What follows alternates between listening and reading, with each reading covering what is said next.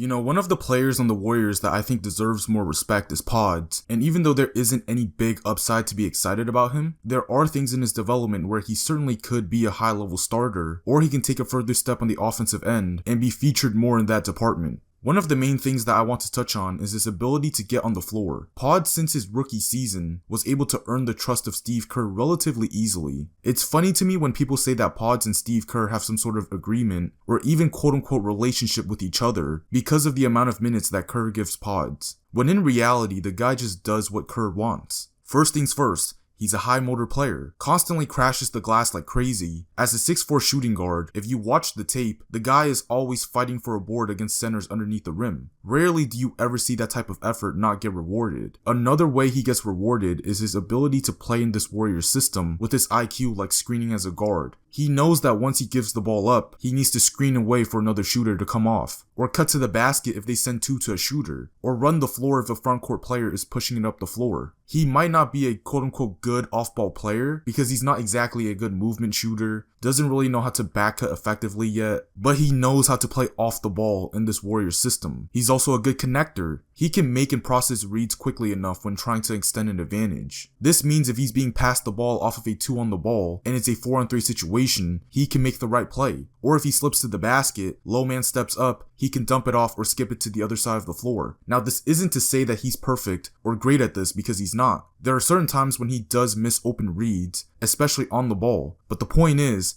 in year 2, he's fitting into the system more than many experienced players would. And that's exactly why he gets the amount of PT that he gets. Not because Steve Kerr is in love with him and he hates JK. But even though he does all of these things that earn him minutes on the floor, it does create a dynamic where it can come back and bite him in the behind, because it affects his ability to prioritize his game. Because the system can be so Steph oriented, or read and react and share the ball, he can be too fixated within that concept. There are many games this season where Podz just wasn't as willing to take shots as other players would in his position. Open or semi-open looks from 3 or at the basket, he would typically look to pass only, and sometimes pull a Jimmy Butler and not even look at the rim. It gets funny most of the time, because it's like, you have a shot at the rim, he passes it to Buddy or Moody in the corner, and you can't help but to just shake your head. Those type of plays hurt the team more than you think. And the main reason why I think he gets into a lot of these phases are because he's so focused on quote-unquote doing the right thing so he can be on the floor, i.e. all of the role player work that I mentioned earlier. So he's almost afraid of being out of line, that Kerr might pull him out of the game. Say he takes a bad shot, or he tries to run a heat check, or maybe he's taking too many shots, which is typical for many young players because it's crucial for development. That's the point here. You always hear convos about how Podz is so mature for only playing 2 years in the league, and it's because of stuff like this. He's certainly not your typical average young player, because most young players don't fall into a role and be super disciplined in it this early. So because he focuses on keeping his margin for error thin, he doesn't have enough room for his own development, because you do need enough margin for trial and error purposes, but Podz isn't really focused on that, which is in contrast to JK, and that's probably why Kerr decides to bench him. But when you look at the other side, especially on tape, when Podz decides to be aggressive, he looks like someone who can be at minimum a high-level starter in this league, or maybe a solid third option as well. The back-to-back games with the Lakers and Denver last season in April, Game 4 of the first round this year, Game 5 of the second round. In those games, he was a completely different player, and the Warriors were a different team. And what you'll notice is that how he starts the game will determine if he's aggressive or not. If he starts the game passively, he'll likely be passive for the rest of the game. He doesn't have that switch to all of the sudden be aggressive in the middle of the game. When he scores the ball, the Warriors are damn near unbeatable. Why? Because Steph is so good that he can score like 15 to 20 points, but his presence will always create advantages for his team. So if somebody can just take advantage of those advantages, the Warriors usually win. There were so many games last season where Steph did this much right here, this much,